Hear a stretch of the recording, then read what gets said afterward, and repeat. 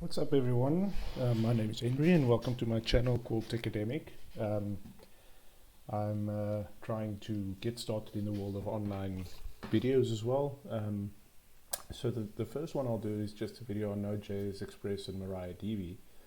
Just a basic how to connect to a database, to a little query and present it in a API type response, like in JSON or something. So what we'll cover is just adding the code to Git. I want to make this available to you afterwards, so whatever we do in this live coding session, I'm not going to edit it, apart from maybe adding a logo or something. I'll add it to Git and you can access it afterwards. So we'll set up a basic Express app and just get hello world displayed on the screen. Then we'll create just a simple database. We'll just create the user database with an ID field, email and a password, maybe a created add date as well. Then we'll connect our Express app to MariaDB so we can actually query some data. And we'll do two routes. I'm not sure what your language or your country pronunciation is, so I'll call it a route. So we'll have a get route to load a user and a post route to add a new user. And then towards the end, just as a little extra, also encrypting the password. Otherwise it's going to be stored as clear text. So assumptions that I've made in making this video is that you have some Node.js experience and you've got MariaDB installed. You should be able to just do the same for MySQL as well, as they are kind of interchangeable. MariaDB is an open source and free version. There's some fine print there, but let's just say that. You've got a tool like Postman available. Postman is a development testing tool where you can do posts or gets or all kinds of HTTP type methods with data of your choice. And then I expect you to know at least some JavaScript and SQL. You need to know on the SQL side, just know what a select statement is or an insert statement or something like that. You know the basics of running a Node app. I'll show it again, but I'm not going to focus on these kind of things. And then you know what Git is and what it's used for. That's primarily just to get this afterwards, or if you want to follow along with me adding the stuff to Git. And then a very big disclaimer. This is my first attempt at making a development video for YouTube. I'm going to code it in real time. I'll probably make a mistake or two and I have to fix it. I might pause the video at that point to just dig around, find the problem and fix it.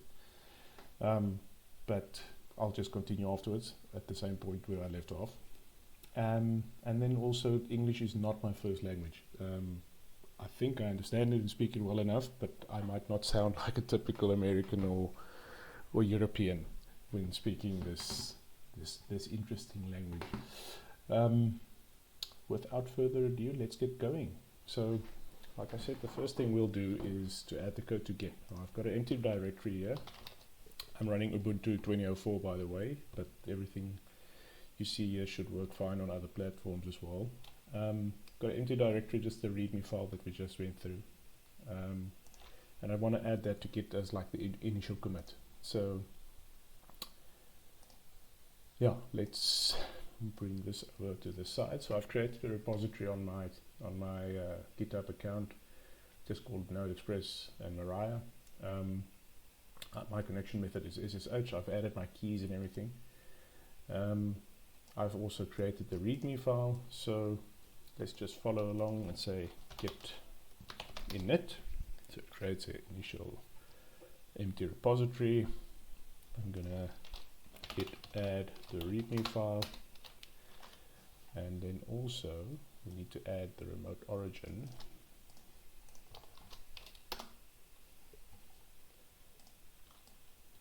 And let's push git commit. It's probably going to ask me for some credentials now. Initial commit. Yes, expecting this. Go git config. I'm not going global.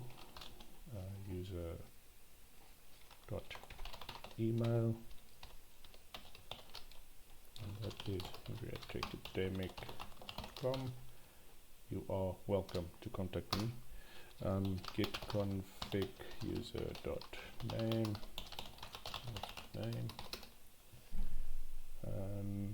In fact, let's rather make that the same as my GitHub username to avoid confusion.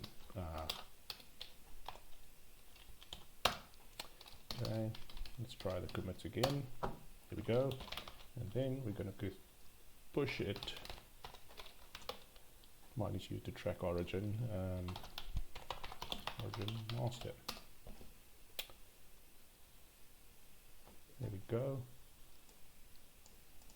So if I refresh this side, there we go. So the code is there, and we can start adding on. So I'm going to code on the master branch. I'm not going to branch off. It's a simple little application, so I'm not going to go crazy. For now, we can close this and this, and we need to start by creating an empty project. So npm init. We'll call it DB demo. The version is unimportant. Description: a simple application to demonstrate how to connect to a DB from NodeJS and Express. Entry point, I'm not going to make it index.js, I'm going to make it server.js. Test command we can skip. The Git repository is there. Keywords, let's not worry. I am your author. Let's make the license MIT, and that is it. There we go, we've got a package.json. Okay, first things first, we need to obviously add the packages that we require. So the first packages that we require is obviously Express. You can see it's been added to the package.json as Express. And I'll also add another package on here that I think is very important, which is called .env. I'll explain why in a moment. So .env is, if you don't know it yet, is to load environment variables more easily into your application. And in dev mode specifically, you can do that using a file.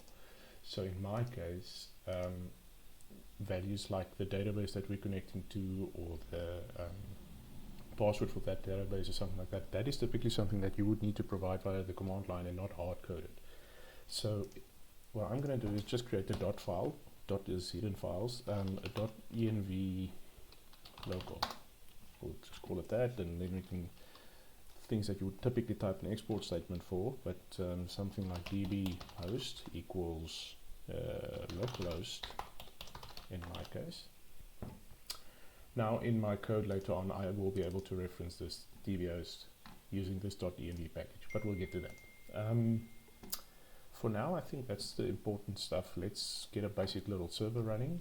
So create a new file called server.js.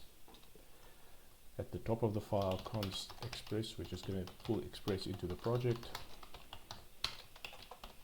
And then I'm going to create a variable for port, and this is the port that our application will be running on. So I'm going to say process.env port. So that's something we can add to this file, but maybe let's start with that and add the other ones. I'll use port 8000, or a default of maybe, let's make it 3000 so we can actually see the difference. Okay, so this is the, I'm going to use the whatever you provide as an environment variable for port, or it's going to default back to 3000. The next thing we need to do is then instantiate the Express app, create a variable called app, which is just Express, invoke a function, and then we're going to load some middleware. Let's comment that here, middleware app.use express.json. We want to make this a JSON based API type thing, RESTful API. We need to be able to use URLs that's been encoded. These are just some default things you can probably set up in most of your projects from the start. And last but not least, we need to start listening. So app.listen on the port that we defined earlier, which is that one there, with a callback function to say, okay, once you're listening, let me know that you're listening. So console.log, and I'm going to use string interpolation here, listening for request on port like that. So that way the command line will tell you what port you're listening on. But this little app that we have here is not going to be doing anything at this point. You're going to start it up and it's not going to do anything. So let's show you maybe. Okay, and we can't start the app yet because we don't have a startup script. So yes, you can technically go node server.js and that will actually run it. There you can see listen for requests on port 3000. Or you could add a proper script. So at this point I should probably mention a little package called Nodemon. npm install -g Nodemon, -g obviously for global, so it will be available everywhere for you. And Nodemon is a little package that auto restarts whenever you change code, so it's very handy in development environments. So I'm going to add two scripts here. I'm just going to do a start, which is essentially what we just did. npm what do you call it, node server.js, which will start it normally, or we can say dev, and that would be nodemon server.js. So Nodemon is simply just a node type start script. The difference is it restarts every time you change a file. And we can remove test. Okay, I've already installed Nodemon, that's why I just cleared that. So if we do npm run dev, there you can see starting node server.js, so it's just starting a normal node process and listening for requests on 3000. If I now change that 3000 to 3001 and I save the file, it restarts automatically, and now we're listening to port 3001. Very cool. Okay, so if we're listening for 3001 and I navigate there, localhost 3001, it's going to tell me it cannot get anything at that route. Reason being that we haven't defined anything at that route. So let's just do something simple.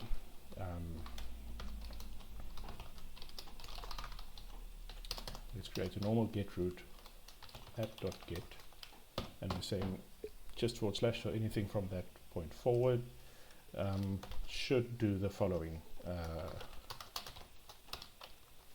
Now express sends or gives you two variables to work with, being a request and a response variable.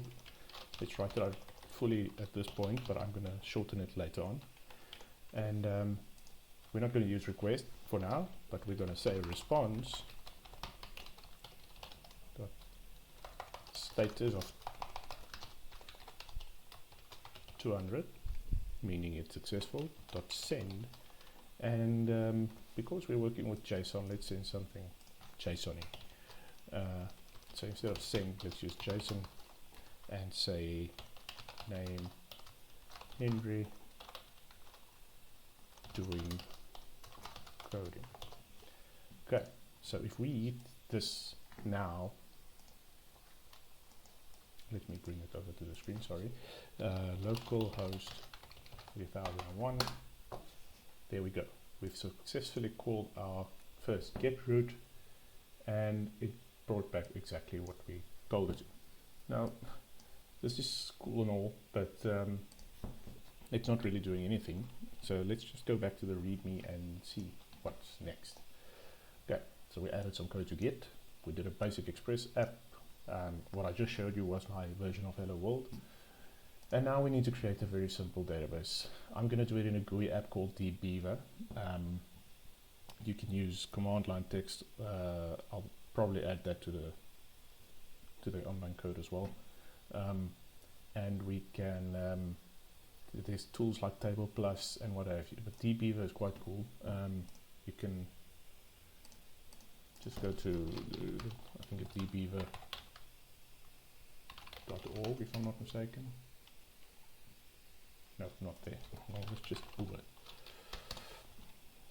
dbeaver.io. Okay, cool. So there's a free version and a paid version, but for most things that you do, the community edition is fine. I'm running it 100% on Ubuntu. It integrates with Eclipse if you're a Java developer. So yeah. Then also I've already set up a database on my local host. It's called Demo User. There's no tables in there yet.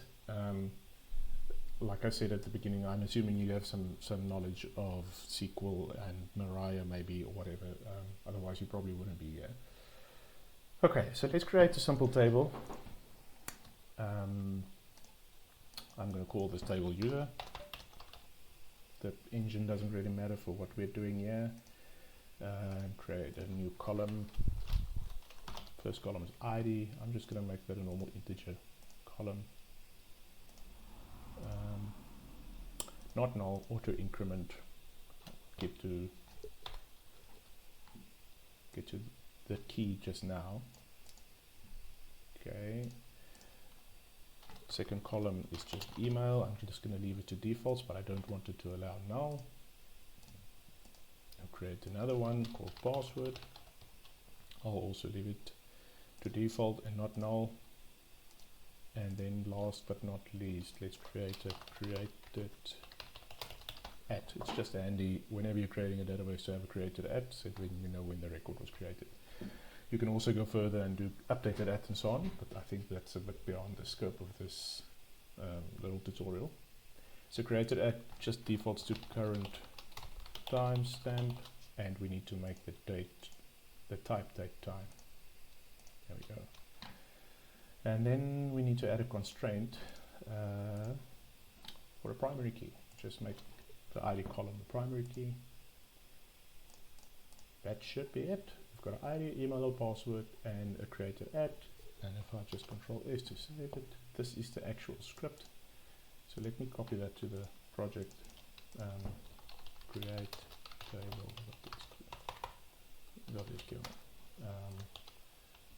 So that will be in the Git repository later on as well, and you can pretty much copy it to create your own version. Okay, I'm going to add some data in here just for example. Let's create a new SQL script. Insert into user. We're not going to add an ID because that's auto increment, but we will add an email. Sorry, let me just confirm the columns. Email, password. Email, password. And values of test@user.com, and we'll make the password our first password. No database selected. So we've got localhost and the database needs to be demo user. There we go. Demo user doesn't exist. Insert into demo user, email, password.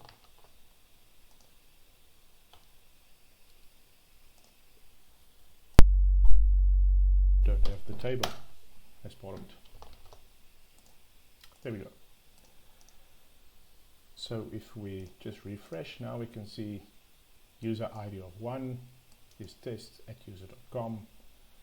There's our password. I'm going to add another user just so we have more than one. Let's make it test another user and our second password. Let's run this. Here we go. Okay, so we've got two users, we've got something to work with. Heading back to our little application here, at this point, instead of just getting a random hello world style output, let's rather go a different route and get stuff from the database, which I suppose is why you're here. So at this point, I'm going to, instead of loading routes by default here, let's make this just a, this is not why you're here, head to the user and replace ID with your user ID. Okay, just see that that's working. Okay, this is not why you're here, yet to user :ID and replace ID with your user ID. So what this actually means is, instead of trying to launch this page, please go to user and specify your ID, either 1 or 2, which obviously won't work because we haven't coded it yet. Okay, so what we're going to do now is create a root. So let's create a new folder, call it roots, and in the roots folder we'll create a user file, user.js, and in here we're gonna, like, this is just separating concerns. We just want the root file to be, for whatever roots we have, to be somewhere else. I mean, there's nothing stopping you from writing all the code in your server.js file, but it gets very messy very quickly. So const express equals require express, which is loading in express again, and then const router equals express.router. So what we're doing here is essentially just creating a express router, which we will pass back to the main function eventually. Okay, so same thing we did previously. We're just going to say router.get, and we're just going to test this first. So it should be ID, :ID, and I'll explain that in a minute. This will be an, let's make it a normal function for now, but it will be an asynchronous function eventually. It gives us a request and a response, and the code will be, all it will do for now is just to do a res.send res.status of 200.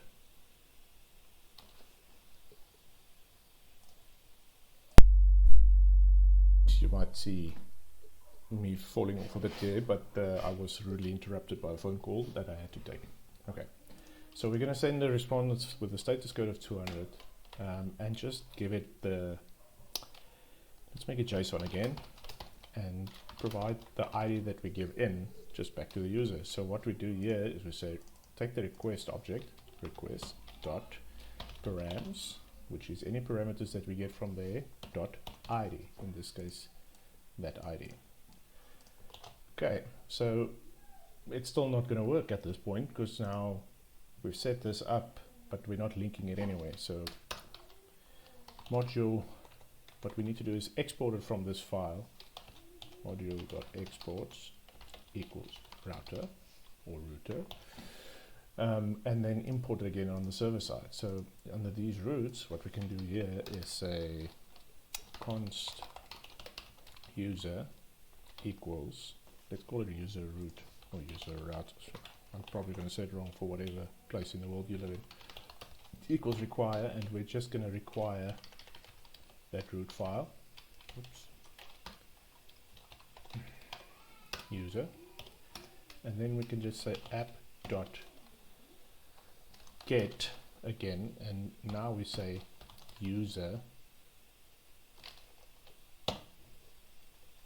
and just give it that router. That's literally it. Oh, what's it complaining about now? Requires a callback function. Not be app.get, should be app.use. So we essentially, this router that we created here is a piece of middleware which we are just loading as a root in the front, like facing part of this application. And there's still an issue. It requires a middleware function but receives an object.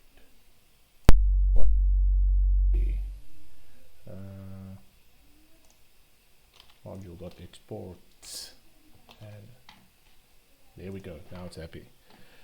Okay, let's try user 1. There we go. So it's still not connecting to a database. What it's doing here now is just saying, listen, you entered 1 there as a parameter, so here's your 1 back. Have your 1 back, and let's see. So we can make this 1,000 or 100, or in fact we could actually make it alphanumeric text. It will also work. I'm not going to handle like validation and stuff like that in this small course, but yeah, there you go. That's now working. So we obviously at this point want to load data, proper data from the database based on whatever the user added here. So I think the best thing now to do is to create our helper for databases. So the default things that you would need for a database is a host, obviously being localhost in this case, a username, a password, and what database are you connected to. So let's create a folder called helpers, and in the helpers folder call it database.js, and in here this is where it gets funky now. So we don't have Maria yet, we need to add Maria. Okay, package called Maria, npm install MariaDB. I think that's what it's called. Give it a few seconds to install. There we go. And Maria is now added, version 2.5.3. Okay, so now I say const MariaDB equals require Maria. Still doing nothing. And now create a pool.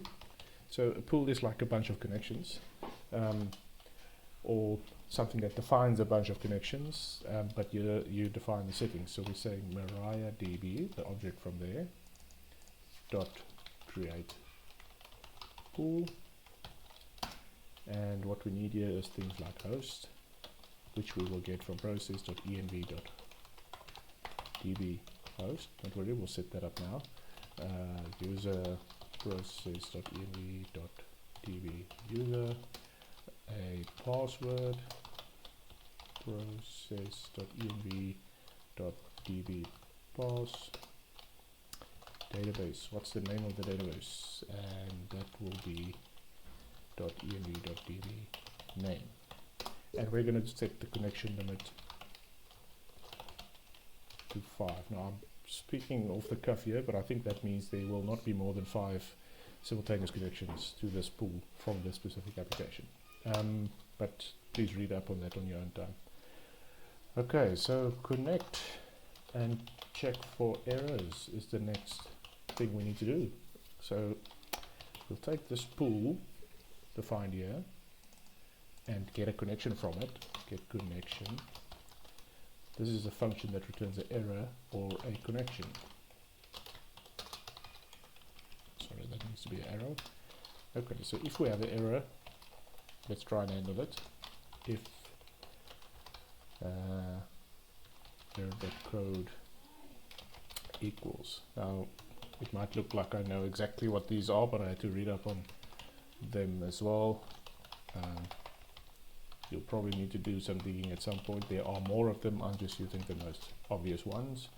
So what we're saying here is if we get a protocol connection lost error, then we just log it to the console as database connection lost. And let's add another one in there and say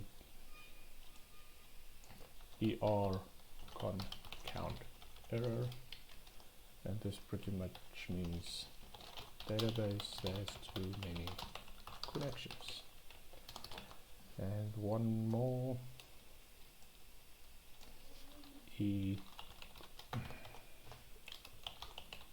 con refused. I think that's pretty self-explanatory.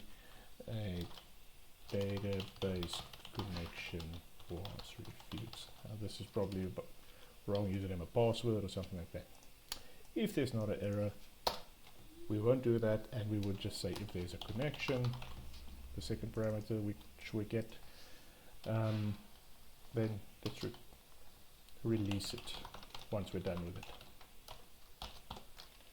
and return. And then last but not least, we export this module.exports equals 4. Okay, so this is just a bunch of random text, but essentially what we're trying to do here is have a single place in the application where we handle our database connectivity, and then we can just load this pool wherever we need it. Okay, so the next thing we need to do is make sure that these environment variables are provided wherever they are needed. So back in the server.js file at the top where we added express, I'm also now going to pull in const.env, which equals const.env equals require.env, and I'm going to tell it to listen, require, that's just stupid, sorry, we're just going to say .env just run it with a,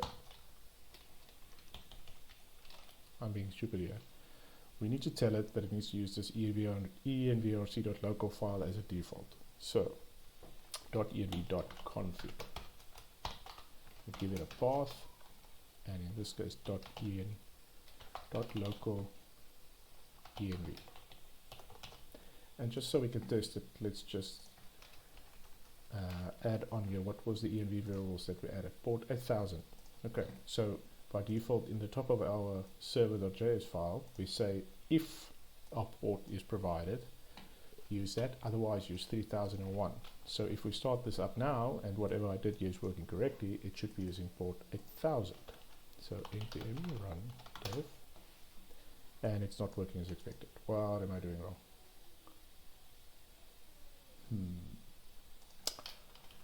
Let's rather maybe try it this way.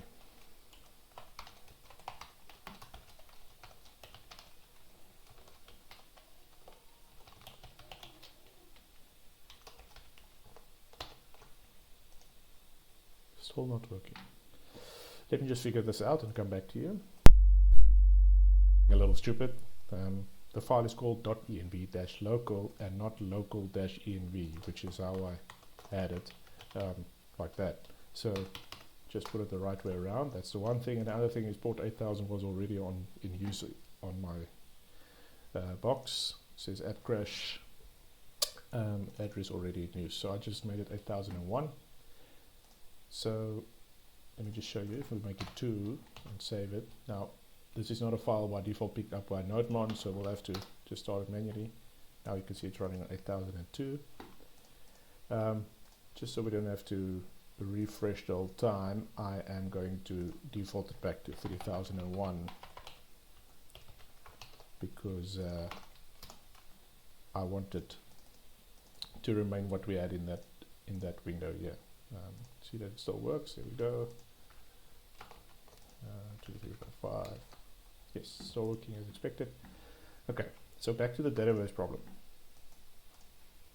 We need to provide these things as environmental variables, because if we provide them as hard-coded values, it's just bad practice. It's going to bite you somewhere.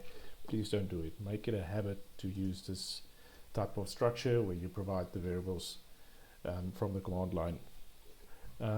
So the ones we need, just going to do a little bit of a hack here, are dbhost, dbpass, and dbname. Right. So about that, I need to make this password something that you are not supposed to see. So let's new user, create new user, let's call it demo user. For this host, we'll just make the password PASSW0G, not 0, PASSW0RG. Not create new users, shut down super. I think that should do it. Schema privileges will give them access to all of them, allow everything. So there's a lot being done here, which is probably overkill, but yeah, okay. So demo user with a password of password. If we go back to the code now, the host is localhost, the user is demo user, the password is password. See, I didn't want to give you my own password there, and the database is called demo underscore user. Demo user, right. So if we go back to the database now, we should be getting this from the command line if we restart this, because remember the node process needs to restart to pick up whatever is in the env file. I'm gonna restart it now. We're not gonna see anything, but if we now use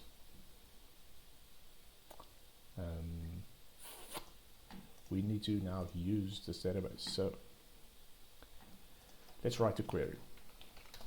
Now remember, all we did up to now was just take that ID and write it back as part of JSON. But what we're going to do now is to say, let's do a try catch instead in case something goes wrong.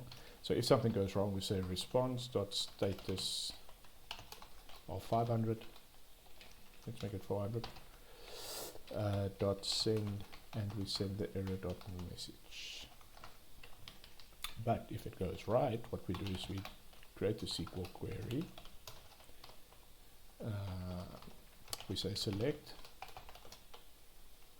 the ID, the user, or the ID, the email, the password, and the created at from. I can't remember the user, the table now. It's called demo underscore user. The table is just user. Okay, from, let's write, no, let's just say user, and we say where ID equals, and we add a question mark. Question mark is the parameter that we're going to provide.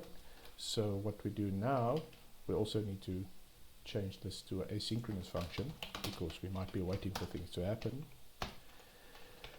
What we do now is we get the rows. It should only be one, but let's use the plural here, which will do a pool. And see, it's picking it up from the helper database. I just click on it and there it pulls it in properly. But you might have to type this out manually if you're using a different editor. Pool.query, and we're just using the Sql query here, and we're providing a parameter which is request.params.id. Cool. And when we have these rows, we send them back to the screen. Okay, so let's use a code of 200 and provide some JSON and just the rows like that. Apologies. Okay, so let's see if this works. If we say user 1, spitting a little there, and it's not quite working like I was expecting. Something went wrong. Cannot send headers after they were set. Let me just figure out what I did wrong here. There for a while to figure out what was wrong, and you will not believe the idiotic mistake I made. But anyway, so what we did is we've got a, okay, let me explain. The issue was in this envrc local that I have here, I had a bit of a syntax problem, and this is when you're used to working with JSON and JavaScript too much. I added commas at the back there, which made all of those values wrong, and it wasn't able to connect to a host called localhost comma, and neither were any of the other values correct, but now they are. Sorry, so going back to the user file, we're going to use this ID, whatever we provide. So let's say it's 1, then we're going to select from the user table wherever the ID is 1. We're going to select ID, email, password, and create that. And then this is the actual query being executed, which is pass the string in there, and then the request.params.id as the actual value that's being provided to the ID there, and then we, whatever the result is, we just write this JSON to the screen.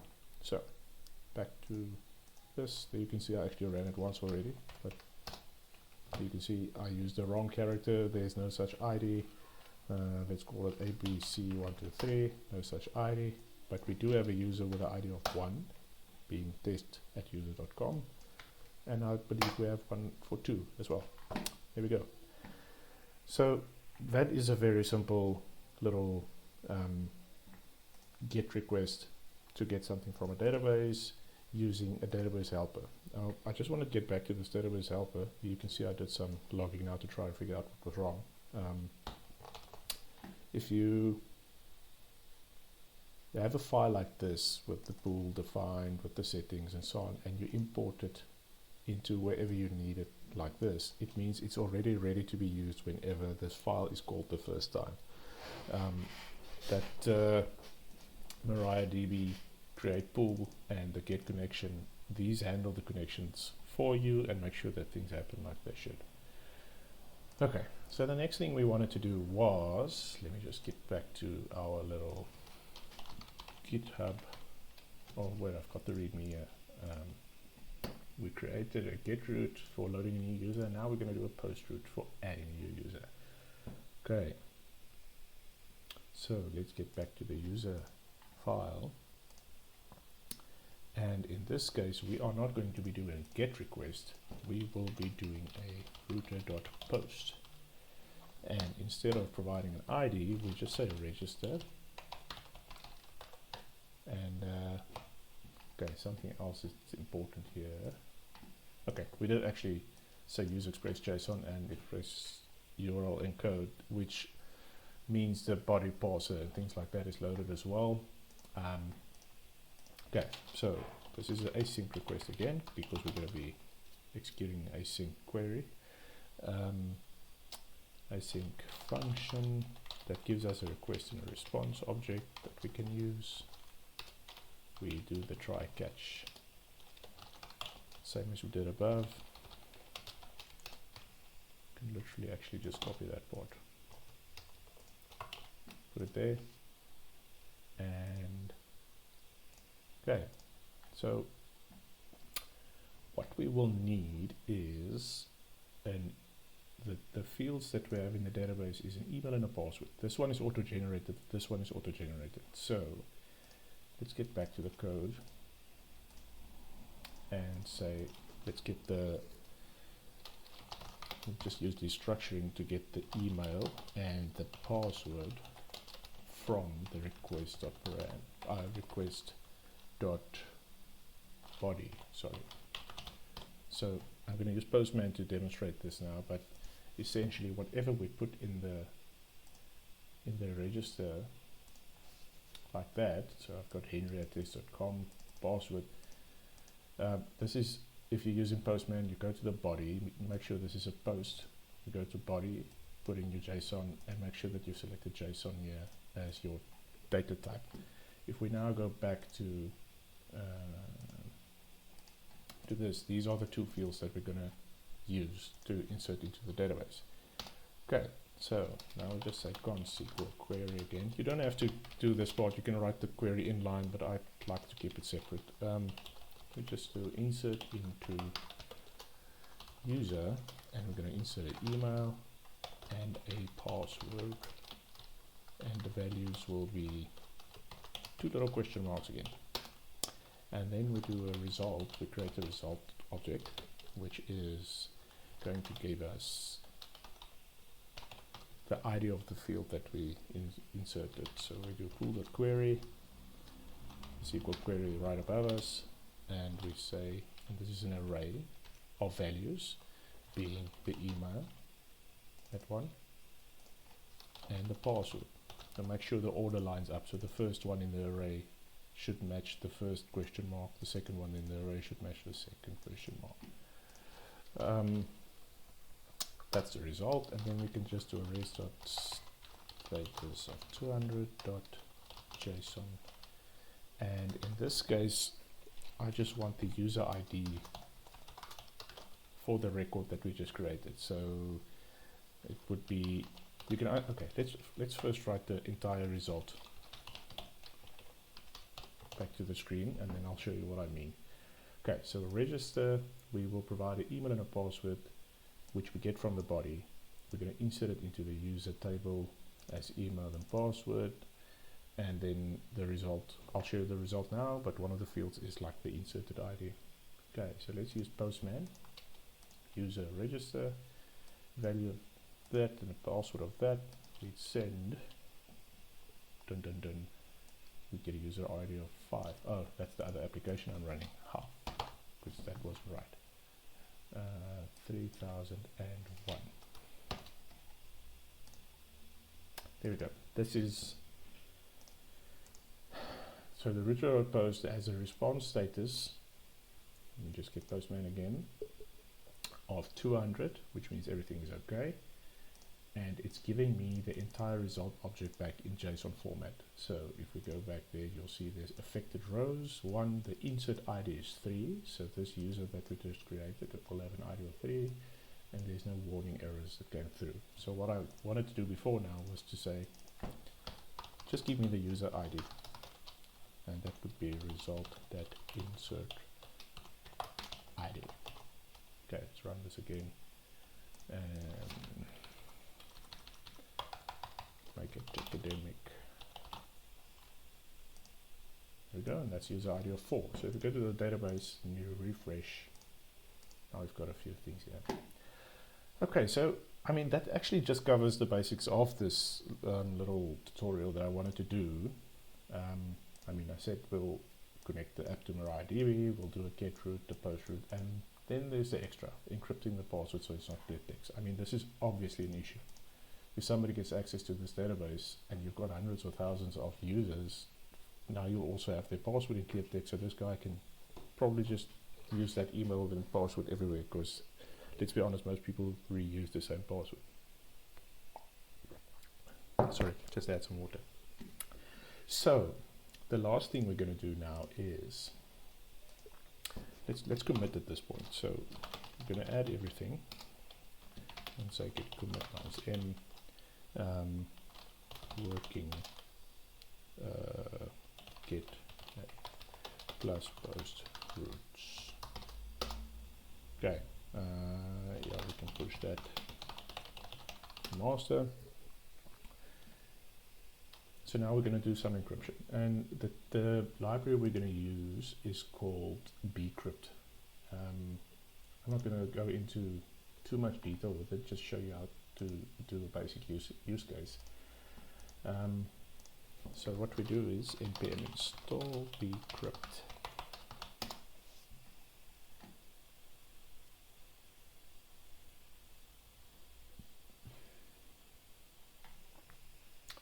Okay, it's been added. So now we go back to the user.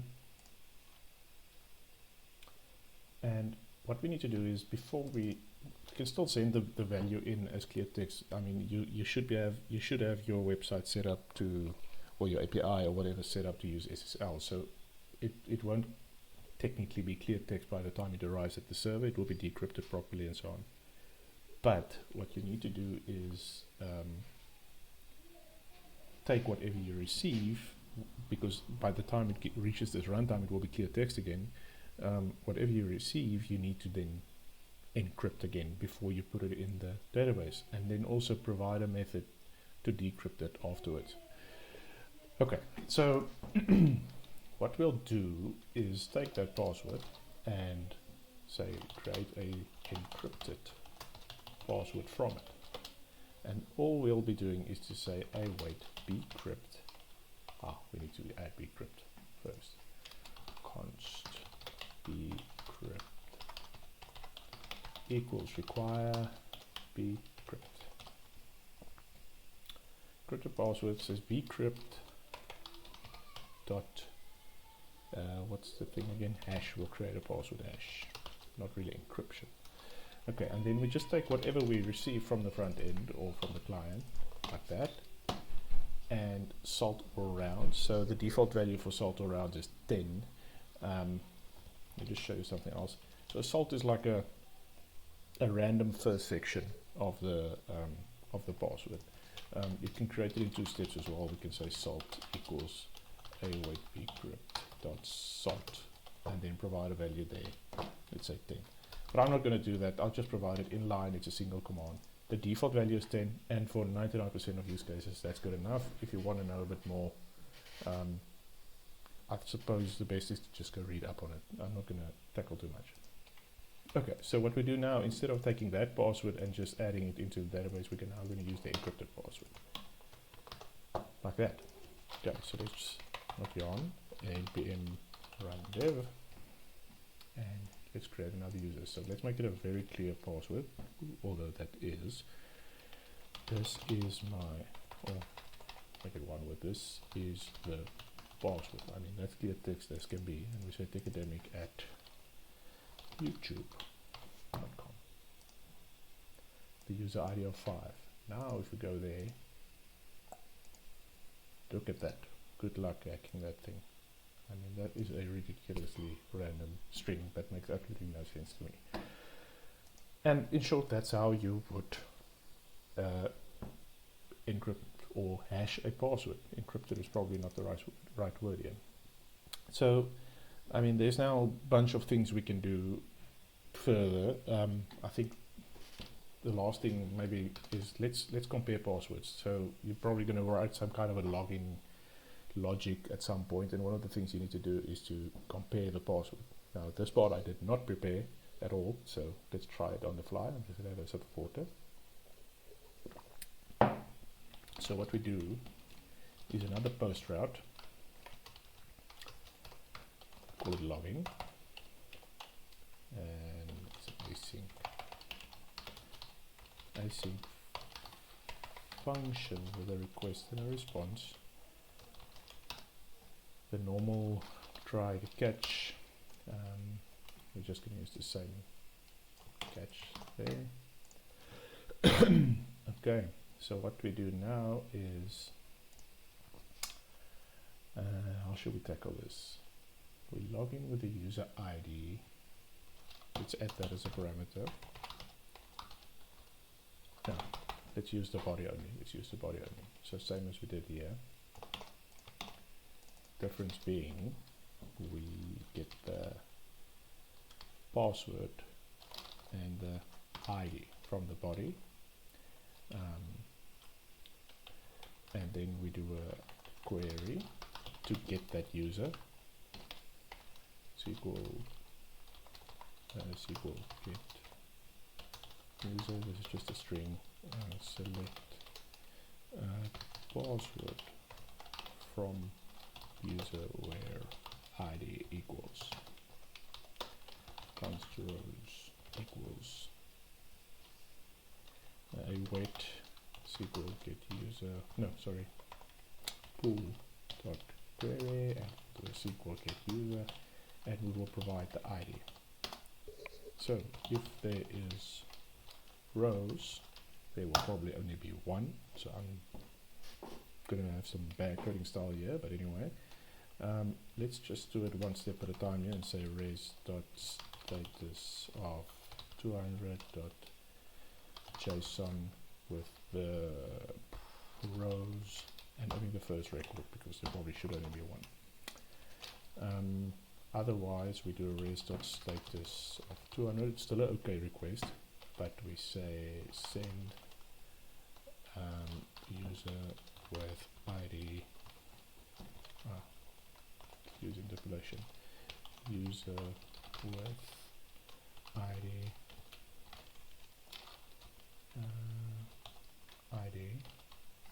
and this comes from there, was not found. It's probably better to say invalid username and or password and be a bit more vague, but yeah. Okay, so let's see if that part works. Login, it's a post request, so we go create a new one. HTTP localhost 3001 user login, and we need to provide a body, raw body JSON, and that was the email. We'll probably have to go and create a new one. Let's create a new one. Let's register a new user of demo@fast.com, and the password is just password123. Okay, so that's user ID number 6. Just double check. User ID 6, it's got this random thing here. Okay. So now we do a login with ID 6. Okay. ID 6 and a password of random password, which is wrong. What's it complaining about now? Ah, missing. Okay, so body user login. It's not a get, a post. There we go. So it's getting the user and it's giving us the password back. It's not what we, it's not what we want to do in the end, but it says rows, await query, get whatever user you find where the ID matches and give us the first record. It's essentially giving us the password. That's the only thing we have in the select field. Where is this now? Oh, we were using Postman. So yes, there's the password. Now we want to validate that whatever we added here, being random password in this case, is that actually the same thing as this. Now I remember the code being something like compare. So what we do is const is valid is bcrypt dot compare, and the data that we want to compare is whatever we entered. Sorry, data encrypted string. Yes, so password is the one we entered. Let's make it clearer. Entered password. We want to compare that to what we have in the database dot password. Remember, that's the one field that we selected. If it's valid, instead of sending the actual password, just say is valid, and yeah, whatever the value for each valid is. Make it a bit more clear. Valid password. That. Okay, that's one. Random password is not what we used to register with. It was what password 123. So valid password, not what I was expecting. What does it give us back? Ah, remember, this gives us a promise, which means we should wait for it to finish. Data and hash arguments required. What am I not doing?